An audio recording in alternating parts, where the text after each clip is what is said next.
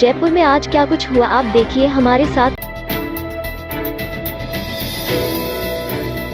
मुख्यमंत्री अशोक गहलोत ने यूक्रेन में सैकड़ों राजस्थानियों समेत भारतीयों के फंसे होने पर चिंता व्यक्त करते हुए उम्मीद जताई है कि कुवैत व ईरान युद्ध की तरह यूक्रेन से भी भारतीयों की सकुशल वापसी हो सकेगी। यूक्रेन में बने हालातों का मुद्दा राज्य विधानसभा में शून्यकाल के दौरान गूंजा और तय हुआ कि 2 मार्च को सरकार अपना वक्तव्य देगी। यूक्रेन को लेकर विधानसभा अध्यक्ष सीपी जोशी और विपक्षी सदस्यों के बीच नोकझोंक भी हुई। इस बीच मुख्यमंत्री अशोक गहलोत ने ट्वीट कर अपनी चिंता करते हुए कहा कि रूस एवं यूक्रेन के बीच सैन्य टकराव के कारण बने हालात चिंताजनक हैं।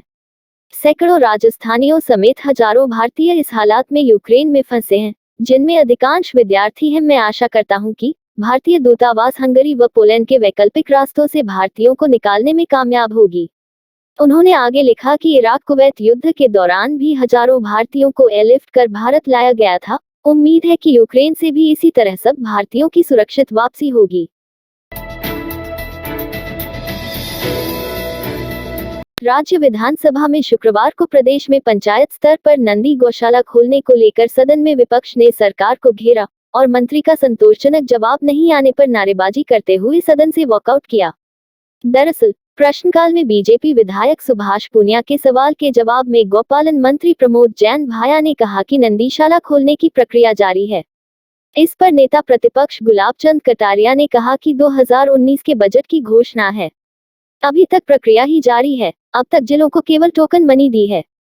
मंत्री प्रमोद जैन भाया के जवाब के बीच ही नेता प्रतिपक्ष गुलाब चंद कटारिया ने बोलना चाहा, लेकिन स्पीकर ने अनुमति नहीं दी। स्पीकर ने इसी बीच अगला सवाल पुकार लिया। बीजेपी विधायकों ने नारेबाजी करते हुए सदन से वॉकआउट किया। इससे पहले गौपालन मंत्री प्रमोद जैन भाया ने कहा कि पंचायत समिति स्तर पर नंदीशाला बनाने का काम प्रगति पर है। सुभाष पूनिया के सवाल पर मंत्री भाया ने कहा कि हर नंदीशाला पर 1,57,00,000 से ज्यादा खर्च होगा। इसके दिशा निर्देश जारी कर दिए हैं। नंदीशाला के लिए निविदा प्रक्रिया जारी है। नंदीशाला चलाने वाली संस्था के पास खुद की 20 बीघा जमीन हो और 20 साल तक चलाना जरूरी है। इसमें 90% पैसा सरकार लगाएगी। बीजेपी राज की नंदीशाला योजना व्यवहारिक नहीं थी, उसमें केवल 50 लाख ही दिए जा रहे थे। वह योजना धरातल पर नहीं आ सकी। हम इस योजना को बेहतर तरीके से लागू करना चाहते थे। किसी भी व्यवहारिक योजना को लागू करने में समय लगता है। इस योजना में बजट की कमी नहीं आने दी जाएगी। केंद्र सरकार की ओर से लाए गए बजट में किसान, युवा और महिला वर्ग की उपेक्षा के विरोध में साम्यवादी संगठनों ने कलेक्ट्रेट पर प्रदर्शन किया। भारतीय ट्रेड यूनियन केंद्र, अखिल भारतीय किसान सभा और अखिल भारतीय खेत मजदूर यूनियन के आह्वान पर देश में केंद्रीय बजट के खिलाफ विरोध प्रदर्शन किया गया। प्रदेश में केंद्रीय बजट, केंद्र सरकार और राज्य सरकार की जनविरोधी नीतियों के खिलाफ मुख्यालयों पर विरोध प्रदर्शन किया। मजदूर, किसान, महिला, छात्र और युवाओं ने कलेक्ट्रेट पर प्रदर्शन किया। इसके अलावा ग्रामीण और औद्योगिक क्षेत्रों में भी विरोध प्रदर्शन किया गया। माकपा के सचिव डॉक्टर माधव ने कहा कि बड़ी संख्या में युवा और किसान कलेक्टर कार्यालय पहुंचे। यहां केंद्र सरकार की नीतियों के खिलाफ प्रदर्शन किया। ब्राह्मण महासभा के प्रतिनिधिमंडल ने मुख्य सचेतक और जलदाय मंत्री डॉक्टर महेश जोशी से मुलाकात की। प्रतिनिधिमंडल में मौजूद समाज के नेताओं ने परशुराम की 111 फीट की मूर्ति लगाने और स्थापना के लिए भूमि आवंटन की मांग की। जोशी ने मांग पर विचार करने का आश्वासन दिया। महिला विकास समिति और एकेएस की ओर से गुमान राजस्थान अवार्ड सेरेमनी के पोस्टर का विमोचन भी किया। विभिन्न सांस्कृतिक आयोजन होंगे। डेल्फिक काउंसिल ऑफ राजस्थान की ओर से आयोजित कार्यक्रमों की श्रृंखला में रंगान सभागार जवाहर कला केंद्र में एक नृत्य नाटिका का मंचन कराया जाएगा। नृत्य नाटिका गेम ऑफ डाइस महाकाव्य महाभारत की प्रमुख चरित्र द्रौपदी को मध्य में रखकर तैयार की गई है।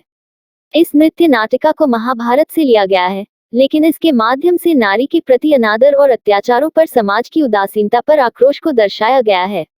महाभारत काल से लेकर अब तक महिलाओं के प्रति समाज की धारणा में अंतर नहीं आया, इसलिए इस प्रसंग और नृत्य नाटिका की प्रासंगिकता हर काल में बनी रहती है। इसके निर्देशक संतोष नायर ने इसे शास्त्रीय नृत्य मयूरभंज छाव पर तैयार किया है। संतोष नायर स्वयं मयूरभंज छाव के ख्यातनाम नर्तक, शिक्षक और कोरियोग्राफर है। डेल्फिक काउंसिल ऑफ राजस्थान द्वारा इस कार्यक्रम को क्यूरेट किया गया है। इस रात की सुबह नहीं होती जब तक हाथ में उसकी गर्माहट नहीं होती। चाय का प्याला, अखबार साथ पुराना है, मिट्टी से जोड़ता है। खबरों की खुशबू से सारा घर महकता है। हर रंग में ढला कहानियों से किस्सों तक ले जाता है बेरोक टोक। देश के हर हिस्से तक ये हकीकत का आईना है, ख्वाबों को सच करके दिखाता है। दैनिक नवज्योति, आपके लिए, आपके साथ। ये थे आज के मुख्य समाचार। विस्तार से जानने के लिए पढ़ते रहिए दैनिक नवज्योति। दैनिक नवज्योति के YouTube चैनल को सब्सक्राइब करें और ताज़ा अपडेट के लिए बेल आइकॉन दबाएं।